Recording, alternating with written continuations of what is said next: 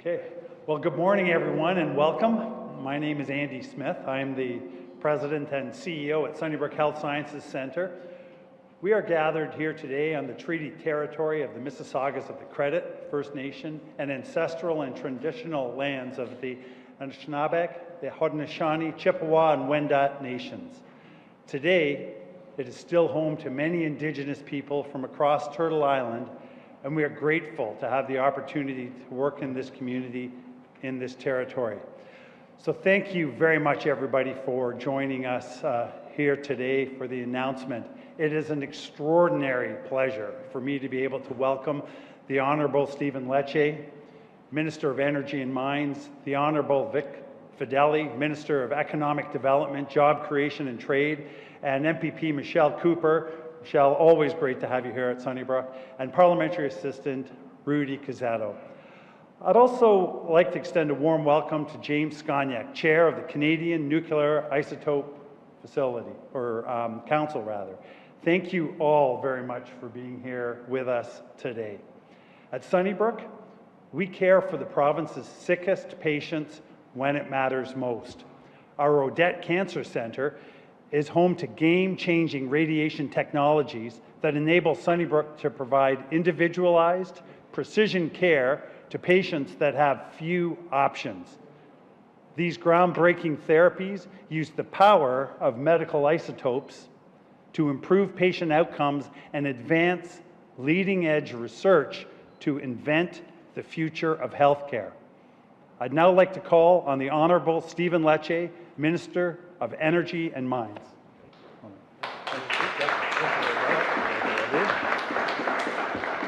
Well, good morning, everyone. It's an honor to be here with you all today. I just want to say, as a first principle, it's nice to be at Sunnybrook.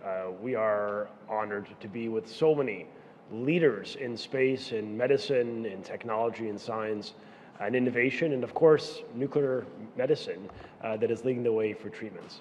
As you know, cancer has touched nearly every Canadian, parent, a friend, a colleague, or even yourself.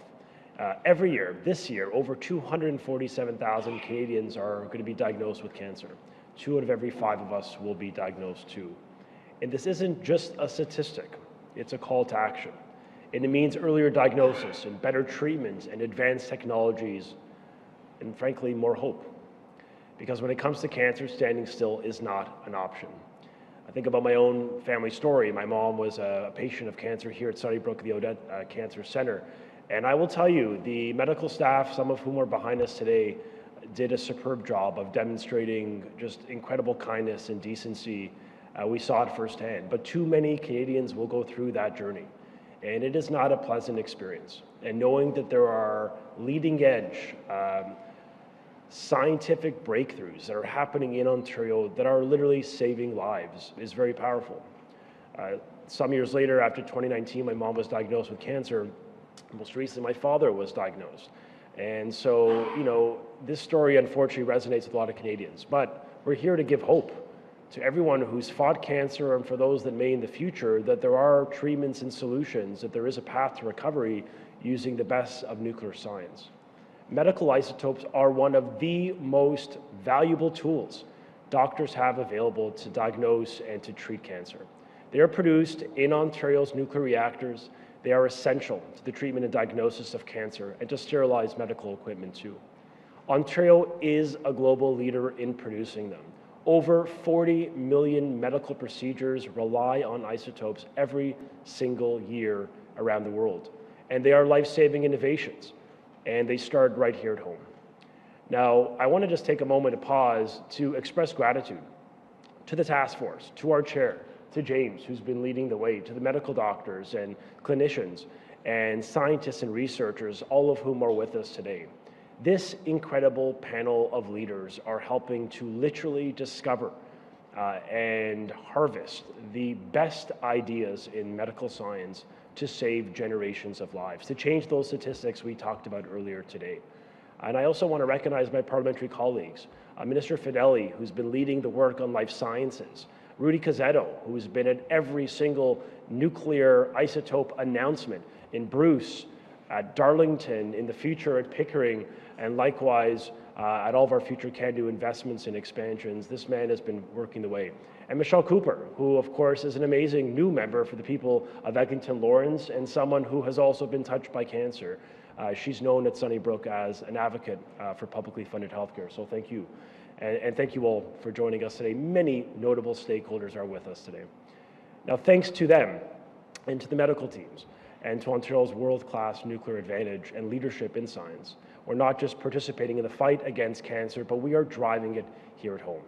To deliver 24/7 operations, we invested over $22 million to expand isotope research and production capacity at McMaster Nuclear Reactor.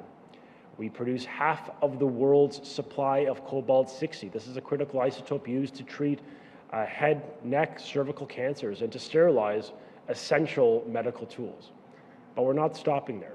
Ontario is leading the global charge in production of lutetium-177 for targeted cancer therapy, Moly-99 for diagnostic imagery, detecting diseases in bones, hearts, kidneys, and more. And with major nuclear refurbishments at Darlington and Pickering underway, a new generation of projects are on the horizon.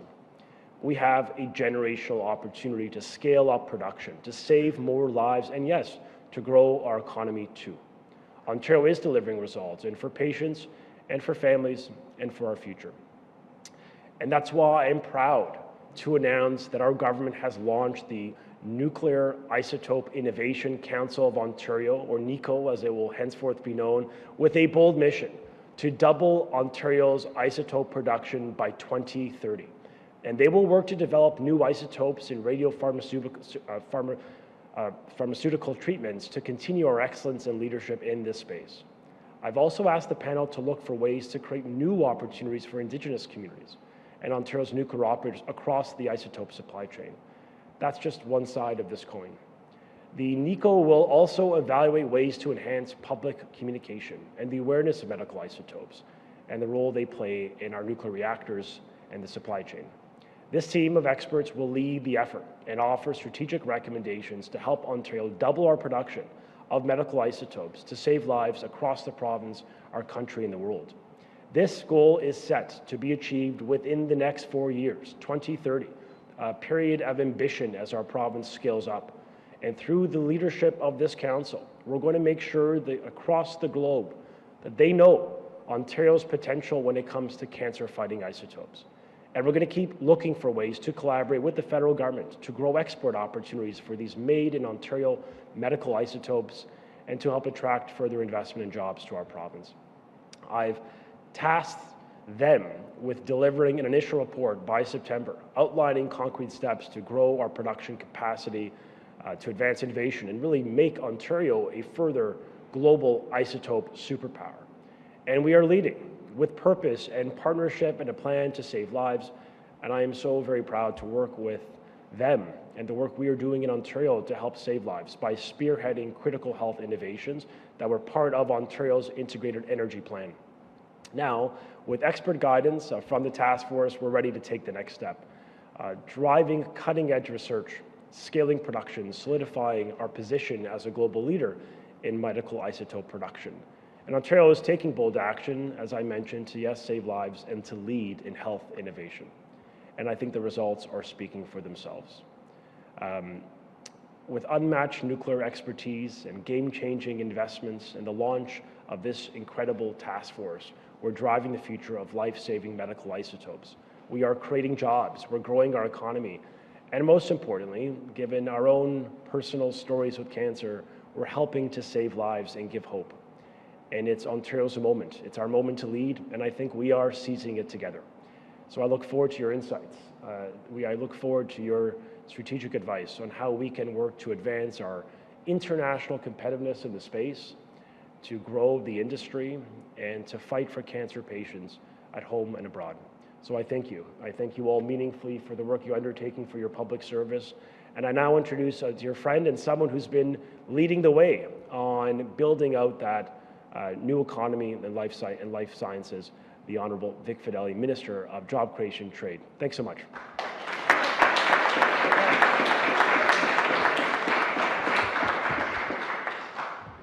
Well, good Good morning, everybody. Thank you, Minister Lecce, for that introduction and for all the great work that you're doing in this field, and to my colleagues as well for all of the great work, and for our guests for everything that you're doing. The minister has tasked you with a great project for the next 4 years, and as we know each other, we know that you're going to be able to deliver for the minister very, very, very well. So we're very excited by that. It's an honor to be here today, especially to meet back up with Dr. Smith and Dr. Sahgal to recognize yet another milestone moment in Ontario's life sciences sector. It's an unfortunate truth that cancer is indiscriminate in its nature, but it really bonds, as Minister Lecce said, so many of us here. But this collective experience has also come with a collective hope. Medical isotopes continue to be one of the most consequential tools that doctors have available to diagnose and treat cancer.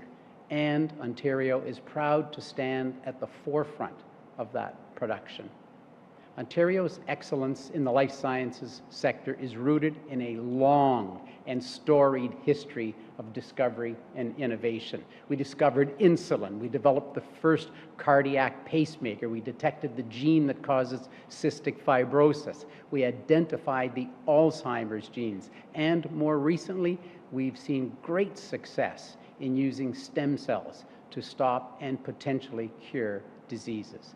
So today, our province is recognized as the largest life sciences jurisdiction in all of the country, and our leadership in medical isotope production and innovation has garnered the province a global reputation as a nuclear isotope superpower. Fueled by over 140 isotope companies, Ontario is uniquely positioned to become the #1 North American supplier in global nuclear medicine supply chain. Now, beyond revolutionizing the way we diagnose, treat, and heal patients, medical isotopes also hold vast economic potential. By 2031, it is estimated that the nuclear medicine market will add $33 billion, that's in USD, to the global economy. And with Canada already producing approximately 50% of the world's medical isotopes, the opportunities this growth poses for our regional ecosystems is, quite frankly, is unprecedented in what it will deliver. Now, as a government, we recognize the importance of supporting the nuclear isotope and life sciences sectors so that breakthroughs continue to be discovered, developed, and commercialized right here in Ontario. Under the leadership of Premier Ford, we launched the Taking Life Sciences to the Next Level, an all-of-government strategy focused on improving responsiveness to current and future health challenges, promoting better outcomes for patients, and driving innovation in Canada's healthcare sector. Now, the strategy included a Life Science Council, so I will say thank you to James for your work on the Life Science Council. I see Kevin back there. Thank you for your work on the Life Science Council as well.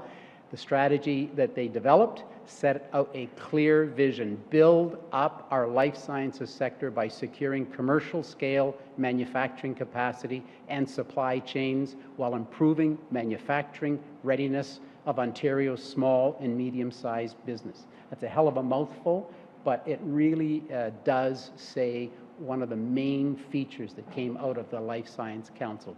It focuses on advancing research and development, unlocking new streams of capital, and supporting the existing ecosystem by enhancing our province's value proposition. Our collective ecosystem, built upon critical investments by our government and in partnership with hospitals, academic institutions, and companies, has served as both the foundation and the architect of the progress made to date. In Hamilton, of course, McMaster University and the Centre for Probe Development and Commercialization anchor the region's growing commercial expertise in radiopharmaceutical development.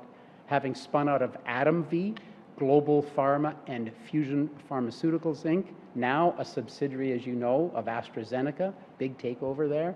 They are using Ontario-made isotopes to create next-generation medicines for cancer treatments.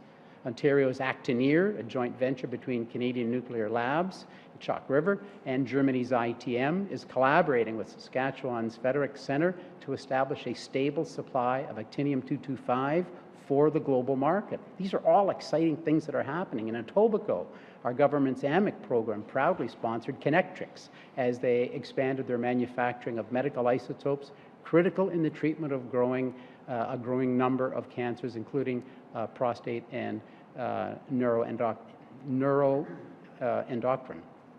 tumors. In the face of rising uncertainty, our message to Ontario's life sciences community remains clear.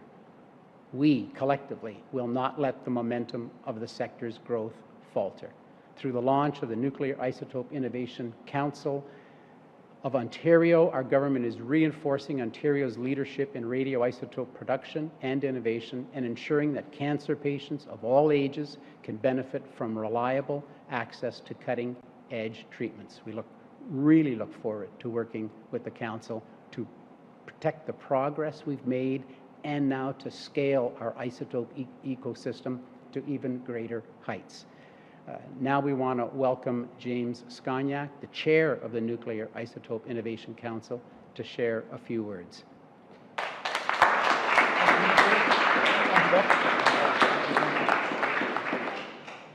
Well, the two ministers said it best, but there's really a few key thoughts that I want to share today. Firstly, a very exciting day for Ontario and Canada, and frankly for patients all over the world. I want to thank Andy and his team here at Sunnybrook. And Andy, this is such a large campus that I almost got lost this morning coming up to this area. But when I got lost in the hospital this morning, I saw all of the frontline healthcare professionals that are the real heroes. You know, oftentimes, whether you're a patient or a loved one of somebody who is battling cancer, it's these frontline healthcare professionals that we count at to be at their best when we're at a pretty challenging time in our lives. So, you know, it's always a reminder to me of why we're doing this, and I think the ministers said it best.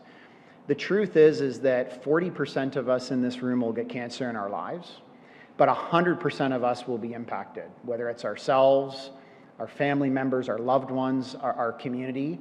And fundamentally, whether it's here in Ontario, whether it's a country in Africa, whether it's in Europe, whether it's in the United States, whether it's in China, whether it's in Japan, our goal is to ensure that frontline healthcare professionals have the best tools to do their jobs.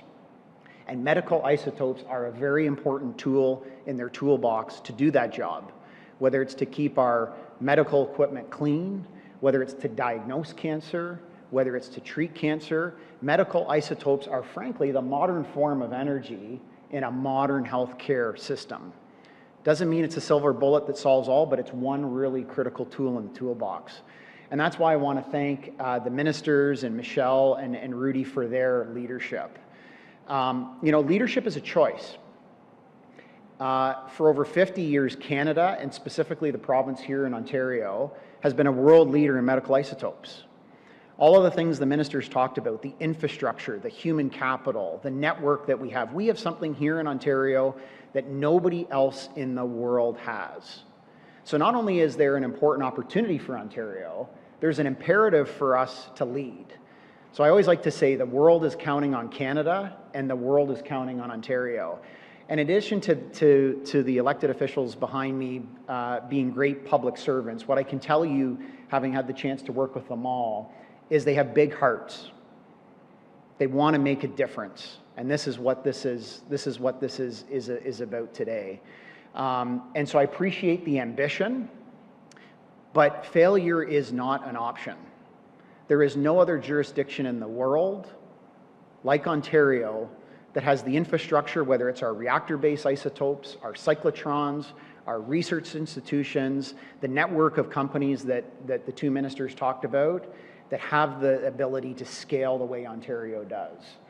And I always remind myself, and this is a very important statistic I want you to keep in mind, 73 years ago, we carried out here in Ontario, London, Ontario, the first cobalt beam therapy. And we were so proud as Canadians that we produced a stamp that year. That's what we did back then when we were proud of something as Canadians. And by the way, it's not lost upon me that the last year has caused us as Canadians and Ontarians to really think about being Canadian and being Ontarian. We were so proud of that. And actually, that's a technology we wouldn't use today in London or Sunnybrook. But there's almost 2 billion people in the world today that do not have access to that treatment that Ontarians had 73 years ago in London, Ontario.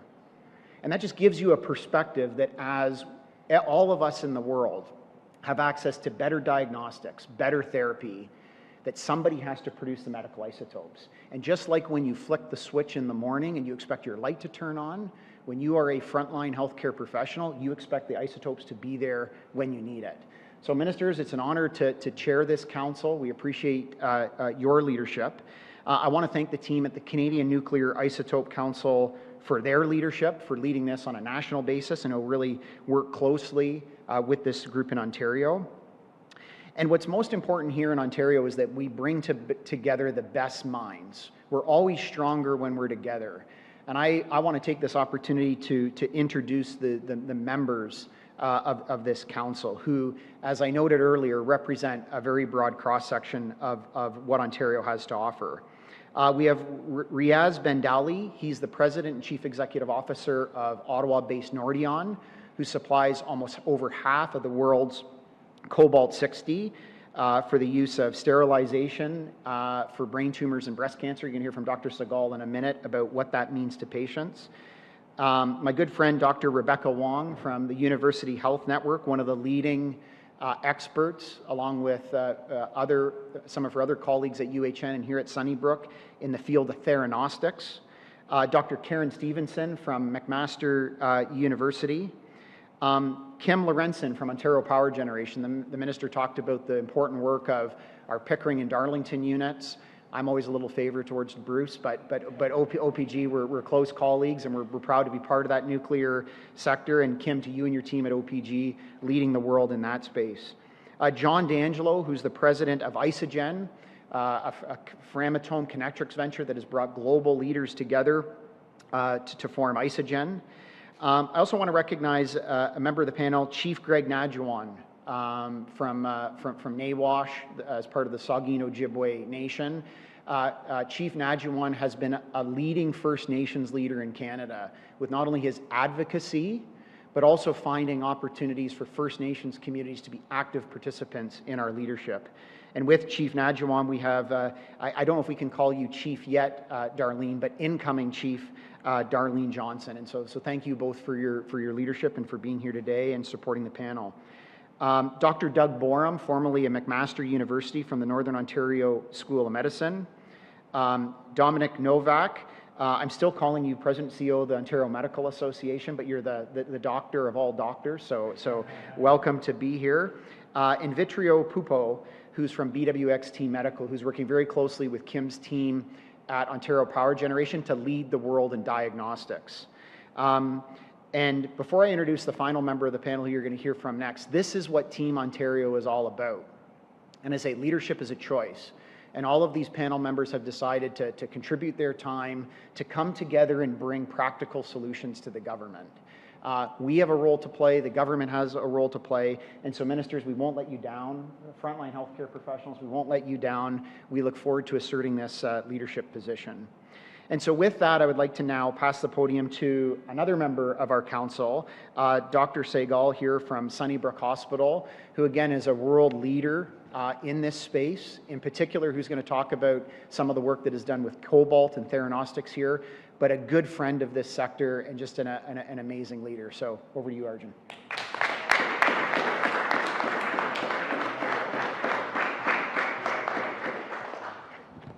My name is Dr. Arjun Sahgal, Chief of the Department of Radiation Oncology at Sunnybrook Odette Cancer Center and dedicated brain and spine cancer physician.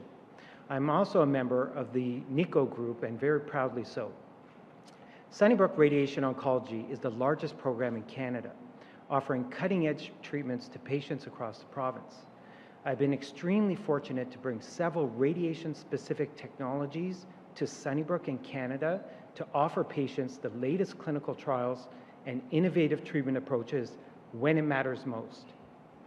These include the cobalt-60-based Gamma Knife Icon, Elekta Unity MR-Linac, and an MR-guided brachytherapy suite dedicated to women's cancers to form the Sunnybrook Odette Cancer Ablation Therapy, or CAT program. The aim is to harness the precision therapies like these to destroy tumors without the need for invasive surgeries. With these technologies, many of which use medical isotopes, we have been able to push the boundaries for patients over the last decade. I'm also privileged to be part of a new innovation in cancer therapy known as radioligand treatments. These radioactive cancer-specific targeted molecules have huge potential to impact patients with multiple cancer types, and we've already seen major advances in prostate cancer and neuroendocrine tumors. It is an honor to be part of NIICO and share my expertise so we can support patients and innovations in this space for Ontario. It is very important that physicians provide their perspective on how these treatments can help our patients to ensure that their voices are also heard. It is a great initiative and very needed, as these treatments can be life-saving, and we need to ensure equitable access for patients in Ontario with cancer. I'd like to thank Minister Lecce and the provincial government for their commitment to the nuclear isotope sector, and the Canadian Nuclear Isotope Council for their leadership. Together with NIICO, we will work to advance life-saving medical isotopes across the province for patients when it matters most. Now, one of these patients is Evan Armit. He is receiving treatment right now with me as we work together in a coordinated way with Thunder Bay Regional Cancer Centre, Princess Margaret Cancer Centre, and ourselves here at the Odette Cancer Centre to bring this young man the latest therapy to try and save his life. I thank Evan, his family, and his mother Jen, who is here today, and I would like, without any further delay, for you to hear Evan's story and how our interdisciplinary team has come together to push forward brain treatments fundamentally based on medical isotopes to overcome the deadly disease of metastatic melanoma. Hi everyone, my name is Evan Armit. I'm 23 years old and I'm from Dryden, Ontario. In 2024, I was diagnosed with a rare form of melanoma. At the time, I was playing NCAA hockey for my university team and on the dean's list studying business. Since then, I've been on a difficult journey and the cancer has spread throughout my body. I received amazing care in Thunder Bay near where I live. But when the cancer spread to my brain, they called Dr. Sahgal and Sunnybrook for the advice on my complex case. Dr. Sahgal worked with my oncologist, Dr.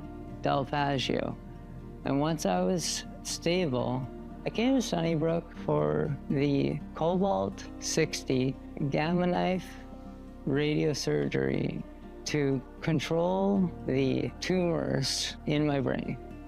The Gamma Knife cobalt-60 brain treatments worked well, allowing me to go back home and have fun with my family and friends. However, the cancer came back in my brain, so I'm here again for more Gamma Knife treatments. My goal is to get a new melanoma treatment, but first, Sunnybrook has to treat my brain to be free from cancer and get stabilized. I continue to fight and do my treatments every day to give me the best chance of beating this, to be here with my amazing family and inspire others. Melanoma has had a big impact on my life, but it's also taught me to be grateful for all the special people in my life. I want to thank Dr. Sahgal and my entire health team at Sunnybrook for their skill, expertise, care, support, and compassion.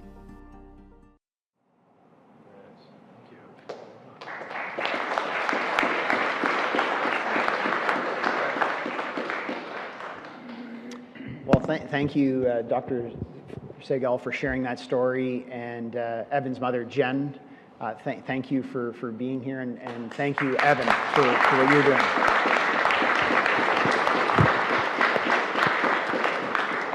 So Jen, I hear Evan is an awesome hockey player. And by the way, when people say Northern Ontario, they don't mean Orangeville. That's really Northern Ontario.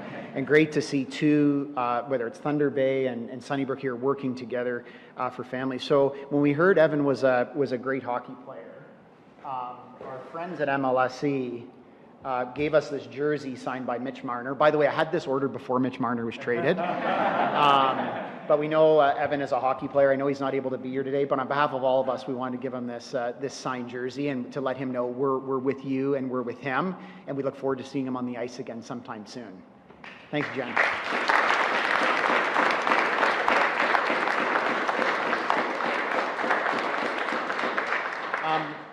The other person I want to recognize is Dr. Sahgal. So, Kim and her colleagues at OPG, I'm with Bruce Power, will recognize this, but Dr. Sahgal came to our site a number of months ago and engaged directly with our first-line staff who are producing that cobalt. And he came up and gave them all a gift. And I said to the staff on site, I said, what is something that I could give Dr. Sahgal?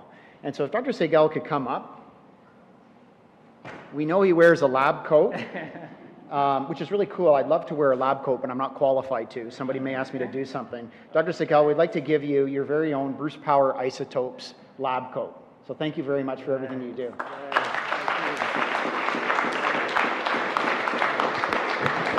Anybody that knows me knows I don't go anywhere without giving out some swag. So thank you very much for bearing with me on a very serious announcement. But it's very important to recognize these individuals for what they do. And with that, I will pass it over to the facilitator for questions from the media to the ministers. We will now open up the floor to questions from the media. Please come up to the mic and state your name and outlet. As a reminder, it's one question, one follow-up. We'll start with our first reporter. Hi, Minister Jeff Gray, Globe and Mail. I just wanted to ask you if you could tell us how much the government of Ontario is paying Elon Musk's Starlink to cancel the contract that it had signed. We have canceled the contract and we're ongoing work to figure out a Canadian alternative. The question was about how much money we're paying Starlink. I can confirm we've canceled the contract at this point, and we look forward to bringing forth alternatives to the people of Ontario so that we can get people connected to that. 94% are connected, but we know there's more work to do. So do taxpayers not deserve to know the amount of money that they're paying Elon Musk's Starlink company then? I can confirm that the Premier has fulfilled his word, which is to cancel that contract because of the very reasons he's cited in the past.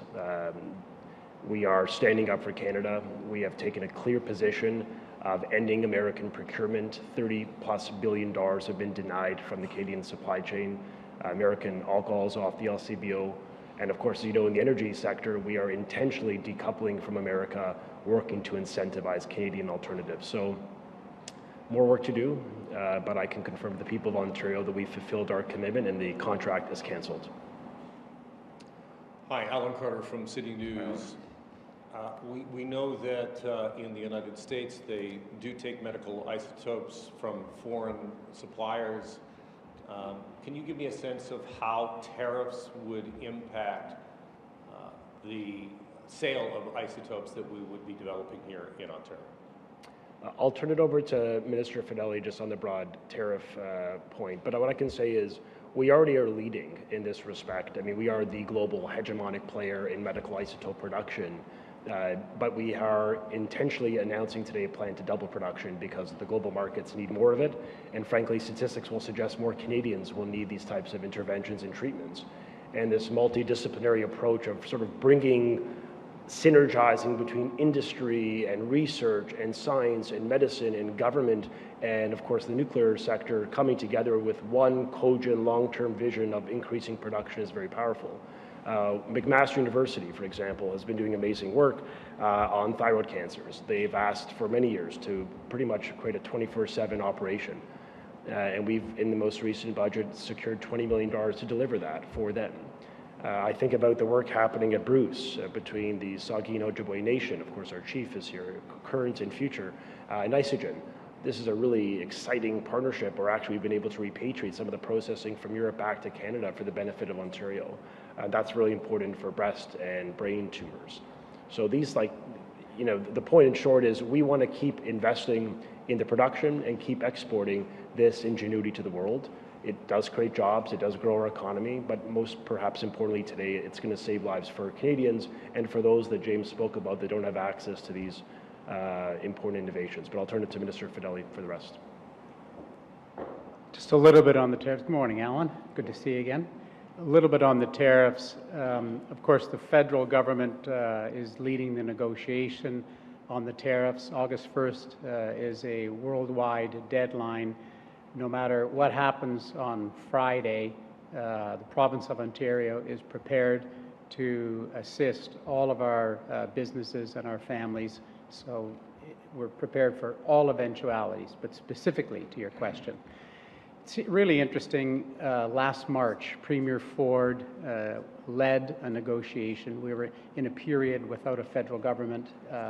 So the Premier really took charge, led a mission to Washington, and was able to secure any company that is USMCA compliant, or we call it NAFTA 2.0 compliant, receives their goods and can ship goods tariff-free. So as a result of that, somewhere between 92 and 95% of Canadian companies are actually at the moment tariff-free, which was a really big success story. We're hoping and pushing hard with the federal government that no matter what happens on Friday, from a tariff number or a tariff success, that our exemption in Canada of any company that is USMCA compliant continues. That's our real goal, and that would answer your question very specifically. Thank you, Ministers. I'll follow up, and I'm not certain who would be best to answer this, but it is difficult, I think, for the public to understand what you mean by doubling. Doubling seems a great goal. Can you give me some context of what that means, the difficulty and the challenge of doubling the number?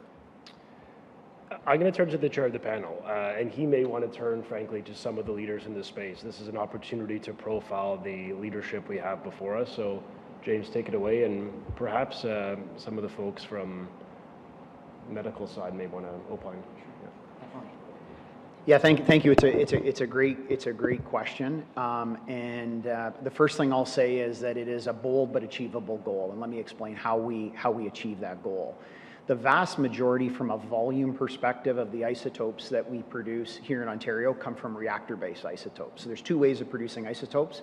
You can produce isotopes in a cyclotron. You can produce isotopes in a reactor. The types of isotopes you can produce in one, you can't produce with the other. So you need that common network. Across Canada, we have a very large network of both.